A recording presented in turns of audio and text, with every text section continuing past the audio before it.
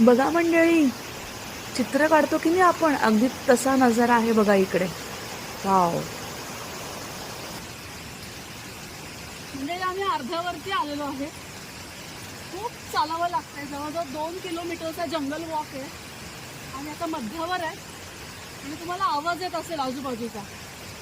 पाणी वाहते, दोन्ही बाजूनी झरे आहेत, ओढे आहेत. इतकं सुंदर निसर्ग आहे, जंगलाचा पूर्ण अनुभव आहे.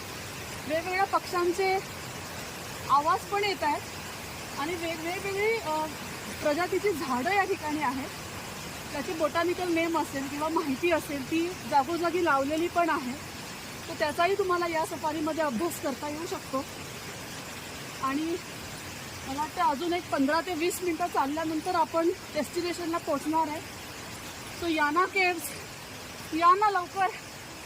दमाला झाले, चढ उतार असा हा रोड आहे आणि खूप पाऊस पडून गेलेला आहे, त्यामुळे थोडासा चिखल पण आहे रस्त्यावर, पण मजा येते.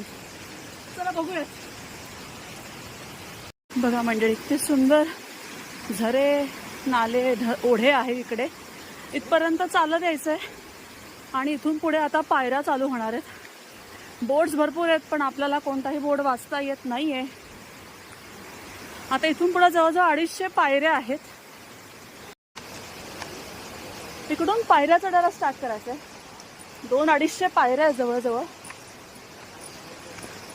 वरती पाण्याची बॉटल आणून देत नाहीत आणि आणायची असेल तर 50 रुपये पर बॉटल डिपॉझिट करावे लागतात. You can carry metal bottles. मेटलच्या बॉटल आणू शकता पण त्या ओझं वाटतं आपल्याला, आपण नको, आणत नाही. पिण्याच्या पाण्याची वगैरे कुठलेही स्टॉल काहीही इकडे नाही आहे. सो एकतर खालूनच भरपूर पाणी पिऊन या किंवा मेटल बॉटल्स कॅरी करा. आणि बघा मंडळी, जेव्हा पायऱ्या चढत असता तुम्ही तेव्हा थोडंसं दर्शन आपल्याला या याना केव्सचे जे सुळके आहेत त्यांचं होतं. इथून दिसतंय की नाही, थांबा पुढे जाऊन दाखवते. मंडळी, इथपर्यंत आल्यानंतर एक झलक दिसते आपल्याला.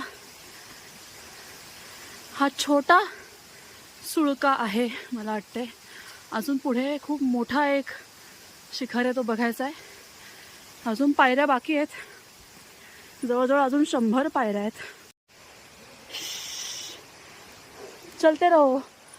यस.